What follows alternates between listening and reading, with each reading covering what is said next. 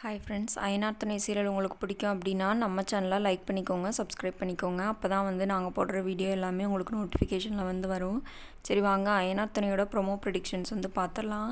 இன்னும் வரக்கூடிய நாட்கள் என்ன நடக்க போகுது அப்படின்னா, சேரனோட கல்யாண கலாட்டாவை தாங்க காட்ட போகிறாங்க. இன்னும் எப்படியும் ஒரு வாரத்துக்கு இந்த சேரனோட கல்யாணத்தையும் இழுத்துருவாங்க அப்படின்னு தான் நான் நினைக்கிறேன். நீங்கள் என்ன நினைக்கிறீங்க அப்படின்றத மறக்காமல் கமெண்ட் பாக்ஸில் கமெண்ட் பண்ணுங்க.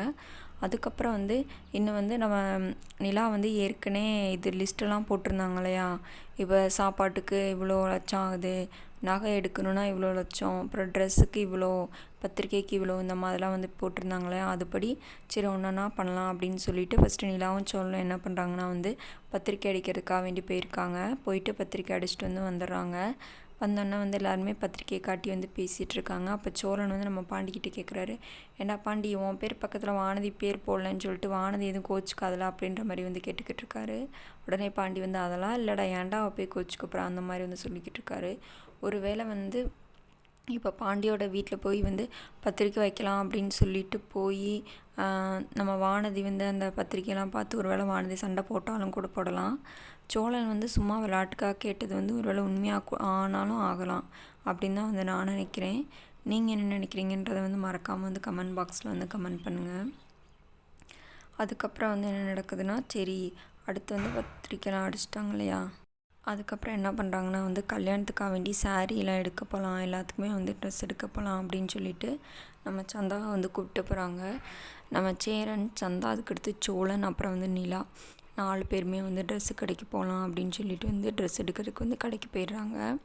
அப்போ நம்ம சேரன் என்ன சொல்கிறாருன்னா, சந்தா உனக்கு என்ன அவங்க பீகார் ஸ்டைல்லே எடுக்கணுன்னா நீ எடுத்துக்கோ, ஒன்றும் பிரச்சனை இல்லை அப்படின்ற மாதிரி உன் விருப்பம்தான். நீ தமிழ்நாட்டு ஸ்டைல்லலாம் கட்டணும் அப்படின்லாம் அவசியம் இல்லை, பீகாரி ஸ்டைல்லே நீ எடுத்துக்க, அந்த மாதிரி நீ கட்டிக்கோ, உனக்கு பிடிச்ச மாதிரி நீ இருந்துக்கோ அப்படின்னு சொல்லி சேரன் சொல்லிக்கிட்டு இருக்காரு. ஆனால் சந்தா என்ன சொல்கிறாங்கன்னா, இல்லை நான் தமிழ்நாடு புடவை தான் கட்டணும், எனக்கு அதான் பிடிச்சிருக்கு, அதான் நான் இனிமேல் அப்படி தான் இருப்பேன் அப்படின்ற மாதிரி சந்தா சொல்கிறாங்க.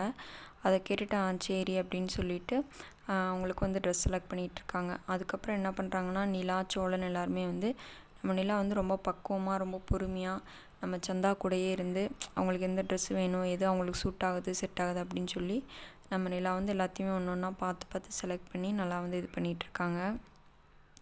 இந்த மாதிரி வேலைகள்லாம் நடந்துகிட்ருக்கு.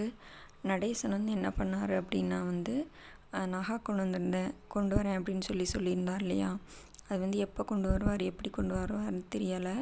அதே மாதிரி தாலி இந்த மாதிரி மட்டும் வாங்கிக்கோங்க, மற்ற நகையும் சோழனோட அம்மா கொடுத்துட்டு போனது என்கிட்ட இருக்குது, அதை நான் சந்தா கொடுக்குறேன்னு சொல்லியிருந்தார் இல்லையா. அவர் கரெக்டாக கொண்டு வரணும், கொண்டு வந்தால் தானே பொண்ணுக்கு போட்டுவிட்டு கல்யாணம் பண்ண முடியும். அந்த சீன் ட்விஸ்ட் இருக்கும் அப்படின்னு சொல்லி நான் நினைக்கிறேன். நீங்கள் என்ன நினைக்கிறீங்கன்னு மறக்காமல் கமெண்ட் பாக்ஸில் கமெண்ட் பண்ணுங்கள். நாளைக்கு அயனார் துணையோட வேறு ப்ரொமோ ப்ரெடிக்ஷன் பார்க்கலாம். Bye friends.